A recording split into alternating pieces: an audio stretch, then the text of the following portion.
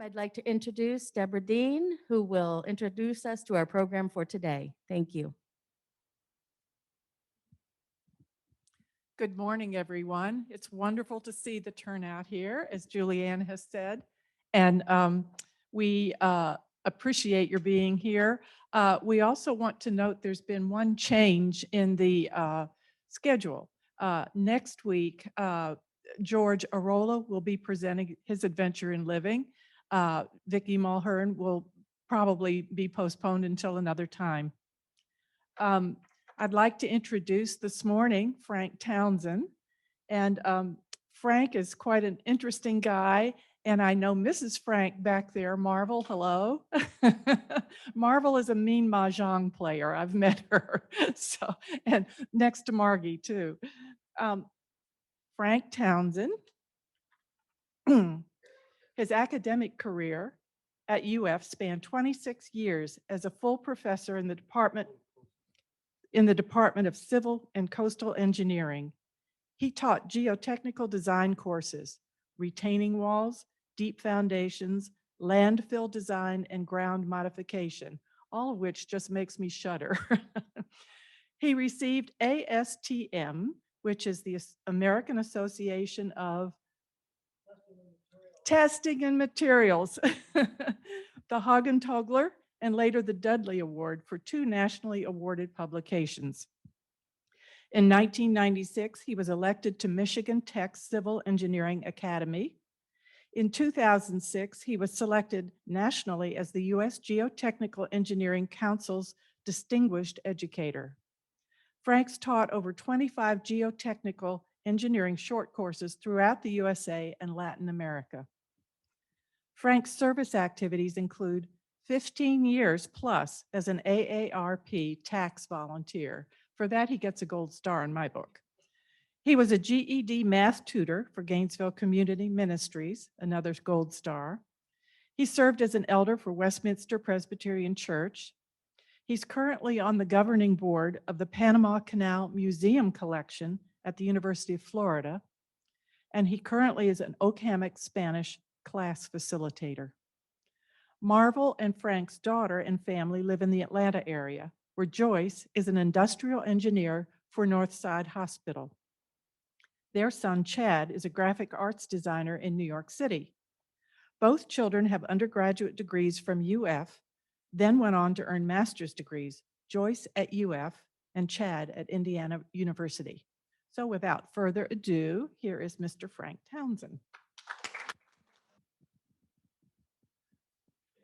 I know some of you are terrified to give an open mic to a professor who takes 50 minutes just to clear his throat and say good morning, but I'll be very, very brief. I'd really like to thank the 3Ds, Diane, Debbie, and Dick, for challenging me to share my life with you. And the incentive was to provide something for the children. And it worked because as I shared Dick's video with our son, he commented back and said, gosh, I've never seen some of those photos or knew some of those things about you. So that makes it all worthwhile. So with that, let's go. Away we go. My name is Frank Townsend. I'm a retired civil engineering professor, and we've been here at Oak Hammock a little over 1 year. I'd first like to thank the 3Ds, Debbie, Dick, and Diane, and Julianne for being the facilitators for this series, Adventures in Living. And I'm quite flattered to be invited to share my experiences of growing up in the Panama Canal Zone. Accordingly, I've entitled my presentation, Adventures of a Third Generation Zonian. All I have needed, thy hand hath provided. Great. As I was preparing this presentation, I was overwhelmed by the presence of Christ throughout my life.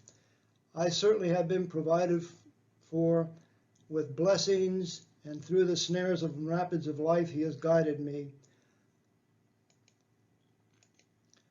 My spiritual pilgrimage began at the Balboa Union Church, where my parents were married My sister and I were both baptized.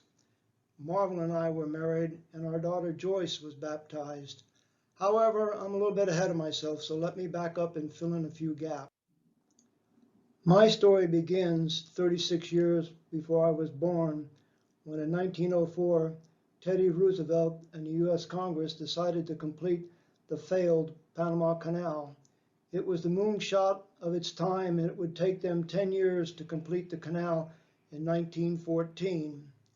In 1906, Teddy decided to visit the canal, and he wanted to see it under its worst circumstances, so he came down to the canal in November at the height of the rainy season, and being a good politician, he promptly jumped up into the cabin of one of the massive Bacaras steam shovels working at the base of Culebra Cut for this iconic photo op. Let me share with you on a map where we are. Here we are in the country of Panama, and you notice the canal runs northwest to southeast. So if I take you on a southbound transit, I'd like to point out some of the key town sites along the way. The first town site on the Atlantic coast is Cristobal, and as we come south, we come to the massive Gatun Dam and the first set of Gatun locks. Further on, we come to Culebra Cut, where the town site of Culebra exists, where my mother grew up. By the way, Gatun is where my father had his childhood. And continuing on south, we finally arrive at the town of Balboa, adjacent to Panama City, where I spent my childhood and grew up. Now, Teddy was so impressed with the work that was being done by the construction workers, he decided that a medal would be appropriate, and so a medal was struck called the Roosevelt Medal. It was awarded to American citizens for every 2 years that they worked on the canal. My grandpa Clement, who went down in 1905, received his 2-year medal and then his subsequent 2-year bars. So he is a medal holder with 3 bars. My grandpa Townsend, who went down in 1910, received his medal and 1 bar. Therefore, I am a double descendant of Roosevelt medal holders. So let's meet these grandparents. My grandpa Clement went down to the canal in 1905 at the age of 29. And 3 years later, he went back to his native Minneapolis, and married Alice Pierce. My grandfather and grandma.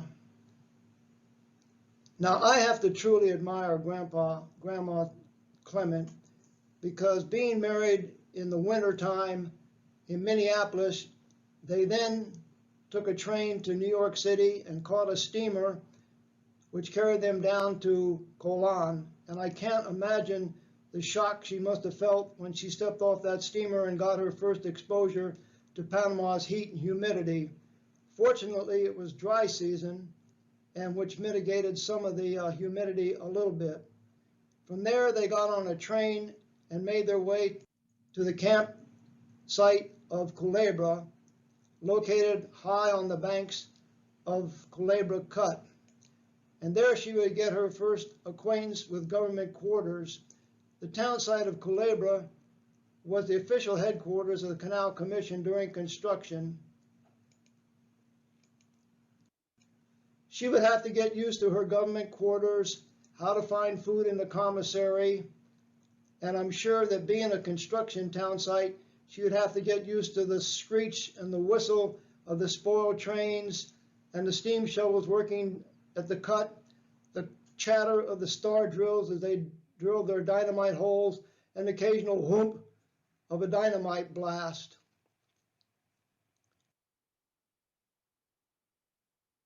In April, she would find herself 4,000 miles from home, pregnant, without any air conditioning, one of the few American women in the town site of Culebra. And here sits Culebra at the top of the cut. Culebra would later be abandoned and moved to Balboa. Now, my mother was born in November of 1909, and she was a Pacific Sider. She was the eldest of the 3 Clement children. Here's my mother at age 10. And Aunt Betty, Uncle Caleb, Grandma Clement, and my mother. The town of Balboa looked something like this, and their first home was the last house on the Prado, immediately adjacent to the school, which was K through 12. This is the administration building, and the Prado here was a replica of one of the locks. It's exactly 1,000 feet long and 110 feet wide. My mother would graduate from Balboa High School, class of 28. And then one of the few Canal Zone women, she would then go to Winona State Teachers College in Minnesota to get a degree in elementary ed, completing her degree in 32 and returning once again immediately to Balboa, and would teach first grade in the elementary school that she attended as a child. Now, my grandfather, Frank Townsend, came down in 1910 with my grandma Jessie, my father Wesley, age 7, and my future Aunt Emma, age 6. And he was a policeman. And here he is on his horse, Lucky, and you note the Zone Police logo here on the saddle blanket. Gatun looks something like this. And here is the massive Gatun Dam, and my father lived somewhere in the housing in this particular vicinity. Now, my father had a nickname of Red, and he graduated from Cristobal High School in 1922. My father, my Aunt Emma, who was also in the same class of 22, an examination of the yearbook realizes that he was the joke editor, which very, very accurately fits his personality. He also was a sports person playing basketball, baseball, and swimming. After working several odd jobs around Gatun, primarily along Gatun Lake, where he worked the banana plantations and developed his skill in Spanish and love of Panama and the Panamanians, he realized that for any type of advancement, he also would have to get a college degree. So in 27, he left for Michigan Tech in the Keweenaw Peninsula, graduating with a degree in mechanical engineering. He was a member of ROTC and the Honorary Engineering Society Tau Beta Pi.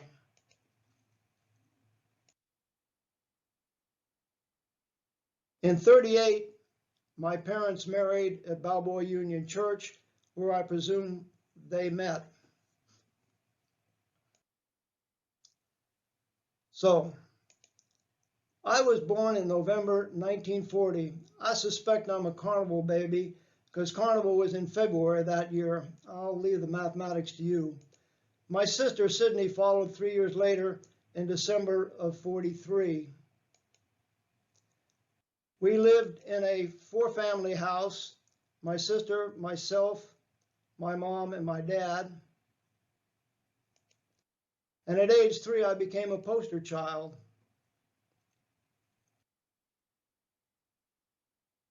Shortly after my sister was born, we moved to a 2-bedroom, 1-bath duplex that was never air conditioned. And so having 1 bath, I learned time management at a very young age, particularly when my sister became a teenager. I slept on the porch. The home was also home to 2 cats and Nosy, a gato solo. The house looks like this. Notice that it's elevated to provide coolness underneath, since it was not air conditioning, and a tin roof on the top.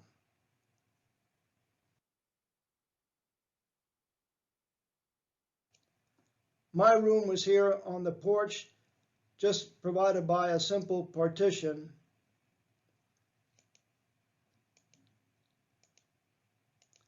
And this is an example of gato solo or coatimundi, similar to our pet nosy that we had.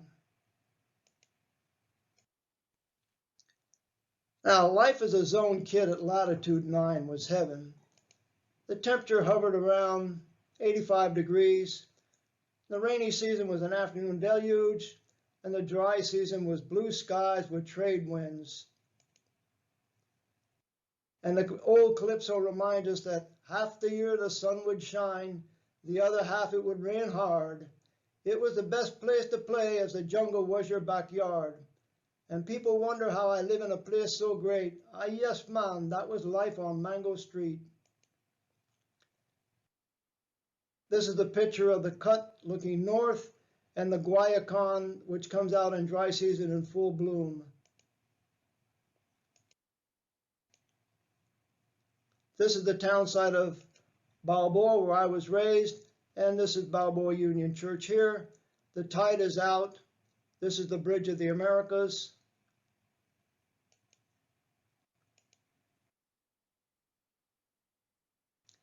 In 1950, the population was about 4,000, so everybody knew your name, and St. Mary's Catholic Church and Balboa Union Church were the primary social locations at that particular point in time.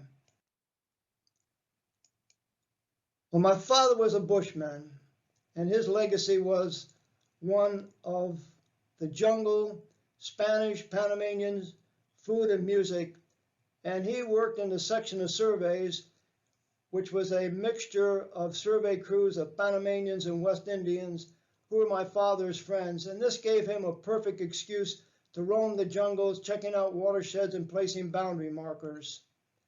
Here's a picture of my father.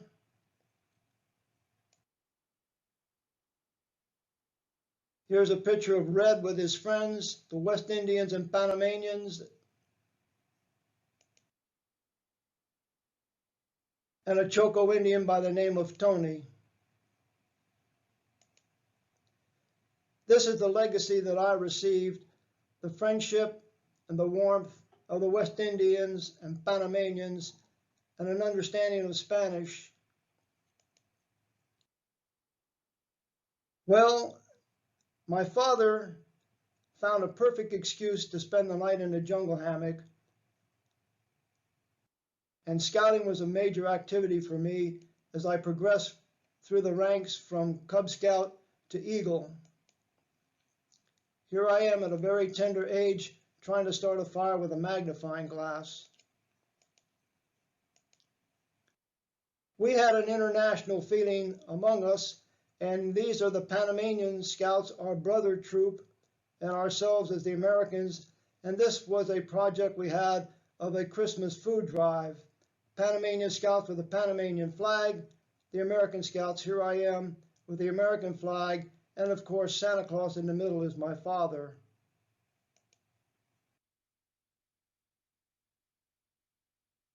Here's a picture of me when I received my God and Country Award at Balboa Union Church, my parents. And these are my awards, my Eagle Scout, my Silver Award from Explorer Scouts, and my God and Country Award. Now, in 1954, my father and a group of civil-minded Zonians dreamed up a challenge for the fledgling Explorer Scouts. Those were scouts aged 14 to 18 who were losing interest in Boy Scouting. And they came up and took advantage of Panama's unique geography. They decided that they would come up with a race 3 days long, 36 miles long in a Cayuco. Now, a Cayuco is nothing more than a hollowed Indian dugout. The race was 3 days, as I mentioned, starting on the Atlantic coast in Colon Harbor, and the first day we raced to the town of Gatun, where my father spent his boyhood. Saturday morning, we arose early, and we then would race across Gatun Lake to the town of Gamboa, which is at the north entrance of Culebra Cut. Sunday morning after church services, we would then race through the cut and exiting out here in the Pacific Ocean at Balboa Harbor. I participated in 4 races, 1955, 56, 57, and 58. And I placed 3rd in 56 with a time of almost 10 hours. 2nd in 57, a little bit better, 8.5 hours. And again, 2nd in 58 with a much better time of just a little over 8 hours. The 58 race was like this. I, of course, was the stern man and responsible for steering. And if you notice, there was not much freeboard in our particular Cayuco, which would prove to be our undoing as we swamped several times. Here's a picture of us in Miraflores locks. And yes, I know the locks up close and personal. When you're in a very small Cayuco and you look back at the lock gates and the massive walls, you get a very intimidated feeling.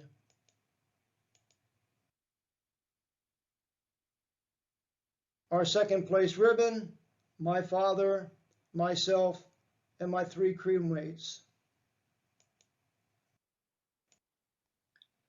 In my early teen years, my father decided that we needed a boat, and since Cayucos were heavily on his mind, we obtained a 32-foot-long Cayuco called La Pachanga, powered by an 18-horsepower Johnson. And every Saturday morning would find us going up the rapids of the Chagres River or transversing out on Madden Lake. My sister, myself, my mother, my father, La Pachanga, and an 18-horsepower Johnson. Now, the cool thing about this was at age 15, 2 years before I could get my driver's license, I was able to get a motorboat license. And so I was licensed for all motorboats, not more than 26 feet, and any class 4 Cayuco. And I could go out in the canal waters, anywhere in the canal, and operate safely. 2 years before I got my driver's license. This provided me with another means of transportation beside my bicycle, and I took advantage of it. Balboa High School, 1954 to 1958. I was in the band 4 years, playing 3rd trumpet and 1st horn. I was an ROT sophomore, PFC, rising to the ranks in my senior year to 1st Lieutenant Executive Officer of Company A.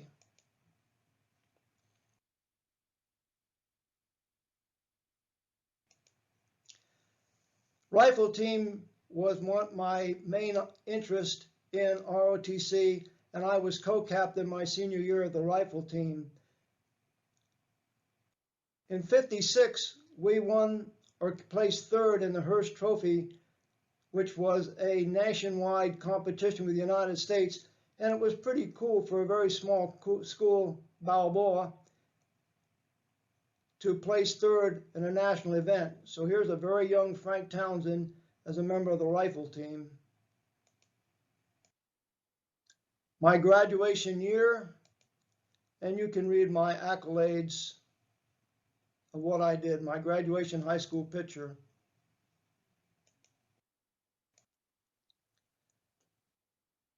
By the time I graduated in 58, under my father's tutelage, I had pretty much become a true Zonian.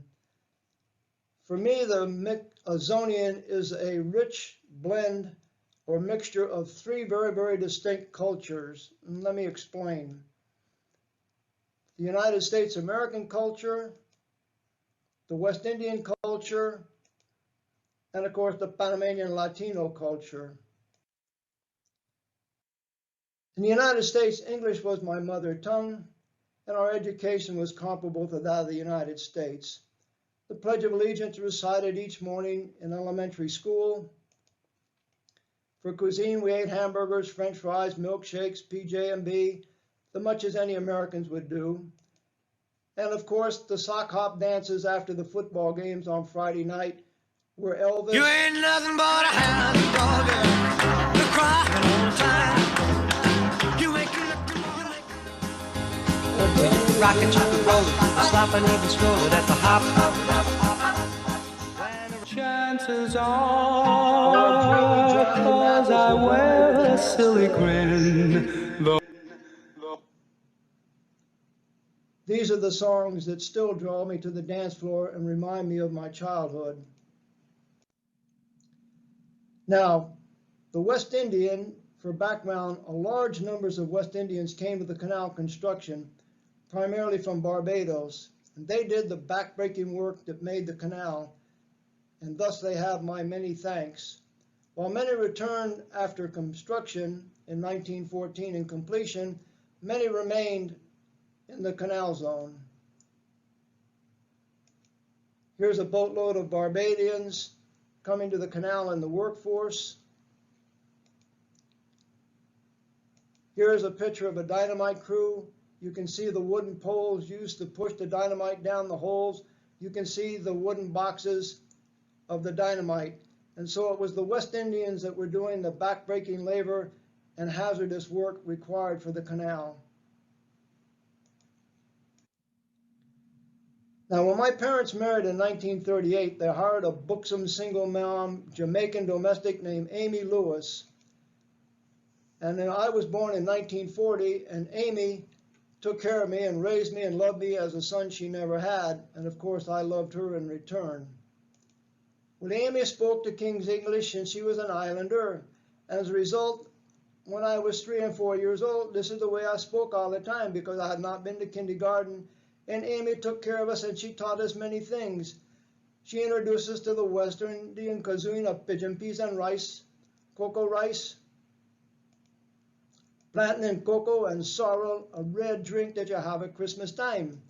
And so I can remember her and my father in the basement singing, "When the roll is called up yonder, I'll be there." And to this day, island music still sends me because I remember Amy's voice in my memory. Here's a picture of Amy at Marvel's and my wedding. Now, the Panamanian Latino influence was, most of us took at least 2 years of high school Spanish, and my graduating class of Balboa 58, about 1/3 of us were Panamanians. La mayoría de nosotros podemos hablar y entender algunas frases en español, y algunos como mi papá y yo estamos casi bilingual. Almost all of us could speak and understand a few Spanish phrases, and in some cases, some like my father and myself were almost bilingual. The Panamanian cuisine that we received was arroz con pollo, empanadas, patacones, and flan. Now, when we danced at the sock hops, we were listening to the scratchy 45 vinyl music, but if you wanted live music, we relied on the Panamanian conjuntos, which consisted usually of a Hammond electric organ and a bateria of drums and percussion for the rhythm section. And that's when we learned the tamboritos and boleros. Probably the most famous conjunto was that of Lucho Acaraga. And here's a picture of Lucho and myself. And the music that we danced to sounded something like this. Nada más sabroso que saborear y calientito un café duro.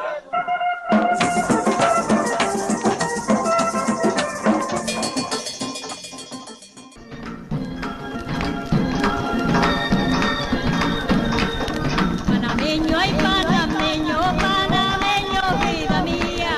Yo quiero que me humilles al tambor de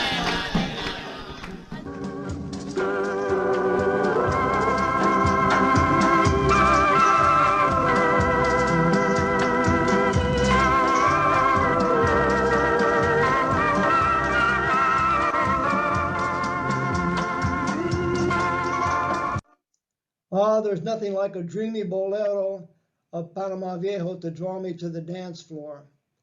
After graduation, I followed my father's footsteps to Michigan Tech Houghton in the Keweenaw Peninsula, and God had prepared me well.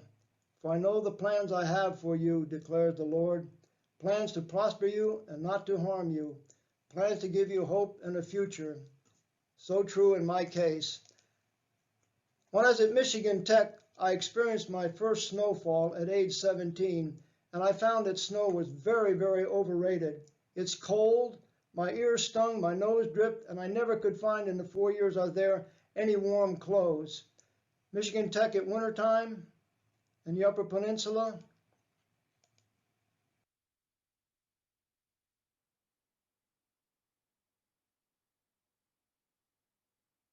I have Michigan Tech support.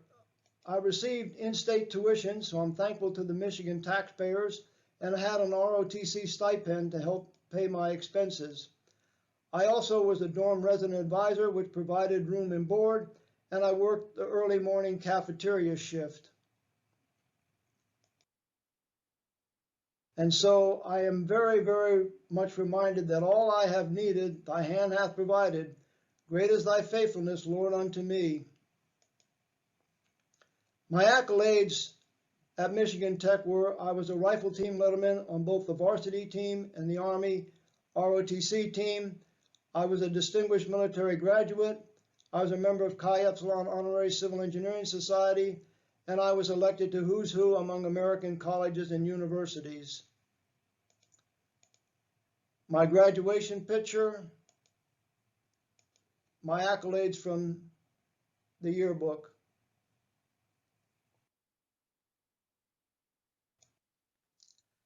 Well, the years of 1962 and 1963 would find me in transition. I received my Dear John letter, which was, although it was painful, would prove to be a blessing in disguise, that the next 4 years would not be conducive to any relationship. I graduated from honor with Michigan Tech with a BS in Civil Engineering. I completed my ROTC summer camp at Fort Leonard Wood and received my commission as a second lieutenant in the Army Corps of Engineers. I reported to active duty on November 2nd, 2 weeks after the Cuban Missile Crisis. Not very smart for a person with a Spanish-speaking MOS. And for the next 3 years, 3 months, and 22 days, I would spend defending the United States against all enemies, both foreign and domestics. After Fort Belvoir, I went to Fort Benning and completed my paratrooper training, receiving my wings. But little did I know the Lord's plans for me, because he would use those wings to get me into the 8th Special Forces back in Fort Gulick, back home in Panama. And here I am in my dress greens, a member of the 146th Engineering Detachment, 8th Special Forces, Fort Gulick, and here are my Army fatigues. My first assignment after getting to Fort Gulick was a mobile training team in Peru. And what the mobile training team was doing, it was trying to assist the Peruvian Army engineers in the construction of penetration roads into the Peruvian jungle. And the scripture reminds me that, lo, I am with you always, even to the end of the world. And I found out the end of the world included Campamento Montenegro. Montenegro is located here alongside the Rio Marañón, and it is about a 12-hour jeep ride to the nearest hospital located on the coast in Chiclayo.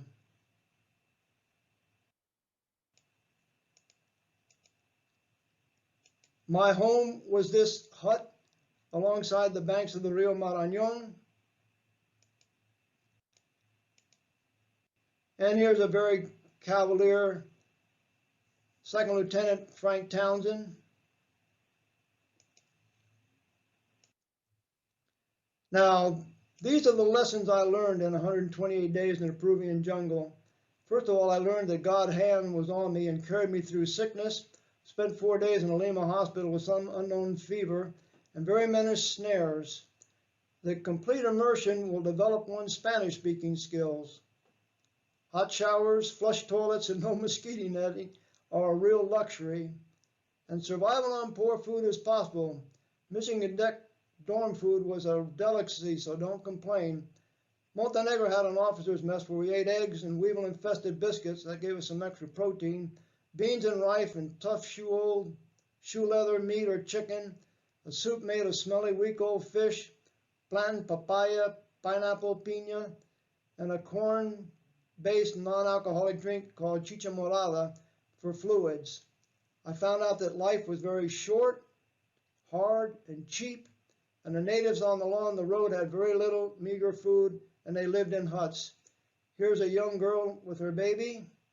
Here's a picture of the Aguaruna Indians alongside the road, an Aguaruna maiden with their hut, and a couple of Aguaruna Indians out with their blowguns. Notice their blowguns here, hunting for small birds.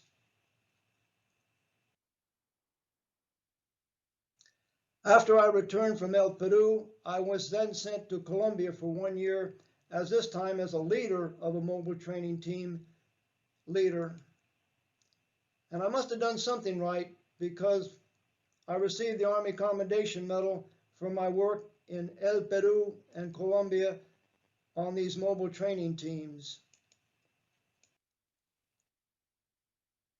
Well, in December of 1955, once upon a time, a long time ago, and so the fairy tale begins. I was coming home on Christmas leave for 2 weeks from Colombia. I was pretty exhausted and tired of dealing with the hardship of the mobile training team that I was working with. Marvel likewise was coming home from Duke University, where she was working on her Master of Arts in Teaching, and she would be teaching high school during the day and attending night classes. So both of us were looking for some rest and relaxation, and both of us were in transition because Marvel would soon complete her degree at Duke, and I would be leaving the Army trying to find something else to do with my life. But I came home on a Friday night, and I found out that there was a Christmas dance that next day, Saturday, and I didn't have a date. So I asked my sister, Sid, I said, Sid, is anybody home for the Christmas holidays? And she said, let me go out to the beach and see who's there. A little while later, she came home from the beach and she said, Marvel Davison is home. And I responded, really? And my sister's response was, no, no, no, Frank, trust me. Well, you see, I had not seen Marvel for 7 or 8 years, and my last recollection of her was a slender blonde sophomore that looked something like this. And so, ignoring all Canal Zone protocol of a minimum of 3 days before asking for a date, I called her up and asked her if she would go out with me Saturday night. Well, Cupid must have been at work because she agreed to and said yes. I can tell you right now, quite frankly, I was totally unprepared for this gorgeous 23-year-old woman, blonde, with a killer smile that met me at the door that Saturday night. I also remarked in my diary later on that Marvel was a pretty good dancer too. We dated during that Christmas vacation. Of course, La Pachanga and out on the lake was a must. Here's Vera Davison, her mom, Marvel, and her roommate Pat that came home with her for Christmas holidays. Well, Cupid had his work cut out because our paths were diverging. Marvel returning to North Carolina, and I was headed for Oklahoma State to work on my graduate degrees using the American GI Bill. But Cupid prevailed, and on June 3rd, 1967, we got married in Balboa Union Church.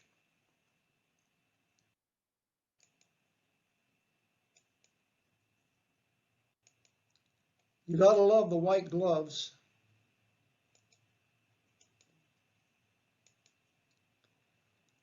And at Oklahoma State, in December 2nd, Joyce was born. And 6 months later, I completed my PhD dissertation and graduated from Oklahoma State with a degree in civil engineering, majoring in geotechnical engineering. From there, we would go to the U.S. Army Corps of Engineers Waterways Experiment Station in Vicksburg, Mississippi.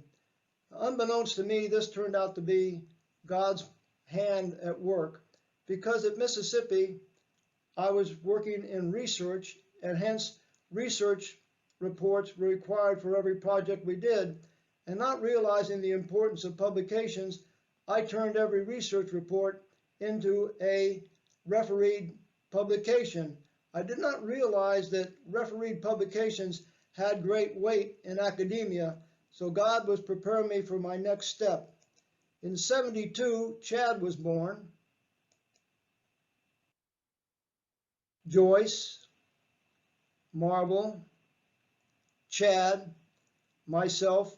Please know the HP calculator in my front pocket, a typical engineer, obviously. And in 1979, I came to the University of Florida as a professor in civil and environmental engineering. Apparently, my publications carried some weight, and I was accepted for the position. In 1981, Marvel became a lecturer in the UF Department of Mathematics. And in 2005, after wonderful, very rich, rewarding careers, we retired emeritus and emerita. Marvel with John Lombardi receiving her award. And Marvel's retirement party with Gerard Emsch. Well, retirement has provided us with chance for many opportunities and recreation. We do travel with our grandsons. Everybody is required to take at least one Disney cruise. And my grandsons are both Eagle Scouts. Here's a picture of Eric, and I am giving him his Eagle charge. And a picture of Kirk receiving his Eagle, and once again, I'm giving him his Eagle charge. Our ties to Panama still continue, as each year the Panama Canal Society has a reunion in Orlando, which allows me to follow in my father's footsteps and feel the music as we dance those native dances of yesteryear. My father and my mother, of course, in native costume. I told you Marvel was a pretty good dancer. We made several trips back to Panama. In '85, we went back with our children, Joyce and Chad. And very fortunately, we were there at Christmas Day, and my good friend Skipper Rowley happened to be the lockmaster, and he was assigned duty at Miraflores Locks on Christmas Day. So he said, Frank, come on out, I'll show you the locks in the control tower. So sure enough, we went to the control tower. Now Miraflores Locks has 2 chambers, so he turned to Joyce and Chad and he says, okay, each of you get to lock this ship out there through one of your chambers. And he turned to Chad and he said, Chad, remember that's nothing more than a bathtub out there. So when I tell you to close the valve, I want you to close it, otherwise that thing's going to overflow. And here's Joyce, and of course she got to lock her ship through the 2nd chamber. In 2013, we went down with the grandsons and family. Here's a picture of Eric with the lottery vendors.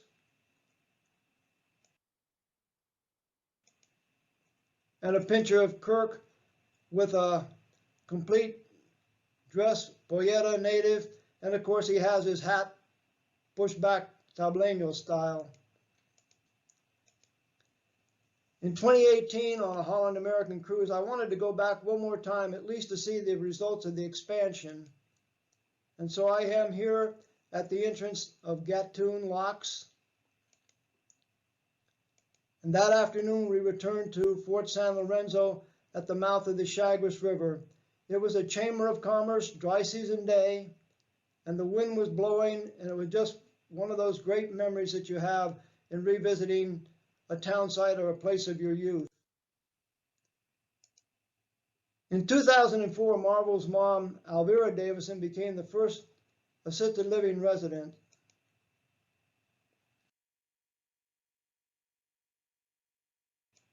And they pampered her so well that she celebrated her 100th birthday here.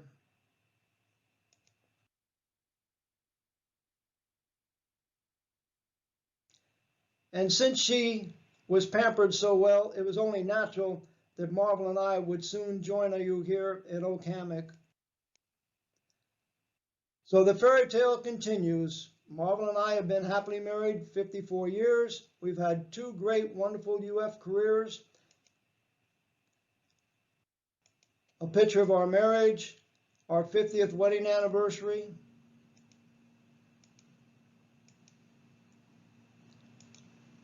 Our 2 wonderful children, Joyce and Chad.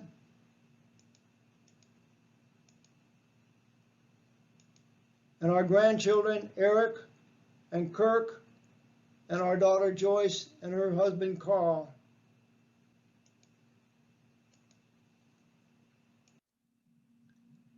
I have been truly blessed, and David's 23rd Psalm predicted my pilgrimage. The Lord is my shepherd, I shall not want. And yea, though I walk through the valley of the shadow of death, I will fear no evil, for thou art with me. My cup runneth over. Amen. And goodness and mercy shall follow me all the days of my life. I've been truly blessed. I am most grateful. This concludes my presentation, and I'll be happy to answer any questions that you may have. Thank you. Be careful, Julianne. 50 minutes just to clear my throat and say good morning. I'll be happy to answer any questions if I can, if there are any. Missy? Oh. Sure. Here you go. Thank you.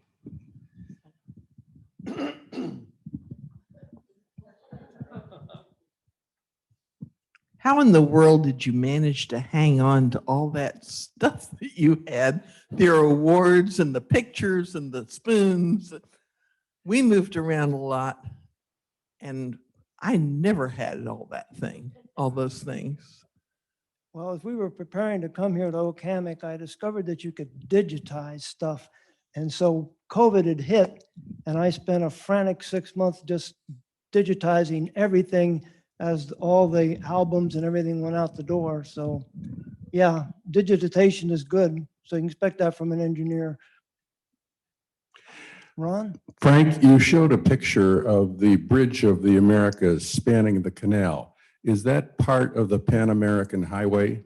Yes, yes, it is part, and that was completed in '62. And my father worked on some of that as far as the alignment, because he was a surveyor, so he worked in a section of surveys there. I was not there to see the bridge being built or construction because I was up at Michigan Tech. Had I known, it would have been a great experience for me as a young kid as an engineer, but I missed it. Frank, thank you so much for sharing with us today. It's difficult to pick out what you want to share publicly. It's a real challenge, I discovered. I'm curious as to how you feel that the transition of the canal over to the Panamanians, how that is going. It took me a little bit of time to mature, because my first reaction when the treaty was signed was one of, how in the world can you give away my grandfather's legacy? And I was in opposition, but as I've matured, I've discovered it was the right thing to do. And I'm very, very grateful. I am extremely happy that the expansion is working so well. Yes, it's had some hiccups like every engineering project would, but it is doing very well. And so far the Panamanians are operating it, and they've managed to keep the politics out. So I'm very happy that things are going for them. And I wish nothing, it's my country. So I'm very, very happy for it. Just as a little footnote, Frank and Marvel are almost part of my family, in that my uncle and his family were down in the canal zone, and my cousins grew up there.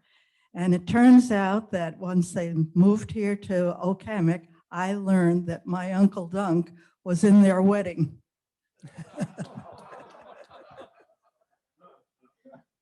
We have a question here. Can you tell more about your pet Nosy? Nosy is one of the things, the best thing I can relate to with the United States would be a raccoon. And my father ended up with Nosy, came home as a little kit. It was just not more than a kitten. And like most animals we had, we adapted them.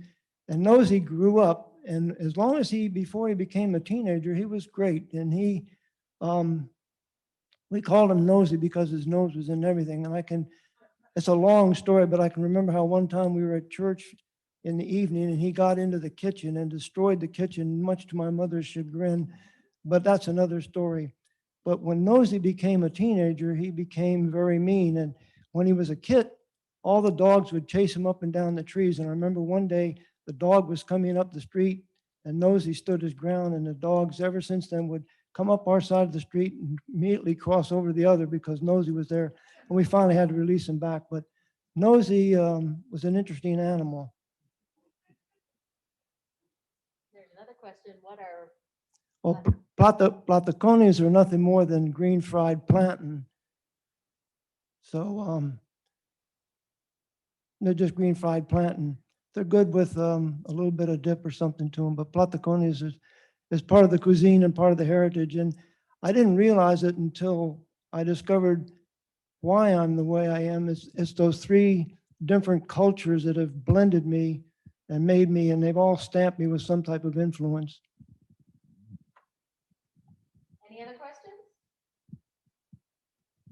All right, thank Sure, you. Debbie? Deb, you have a question, Deb? Deb? What would you say your most challenging engineering project was, Frank? My most challenging engineering project, believe it or not, was Roosevelt Bridge down in Stuart, Florida. I was doing a research project on that one, and that was the one that pushed me the hardest as an academician. Unfortunately, it only resulted in one refereed publication.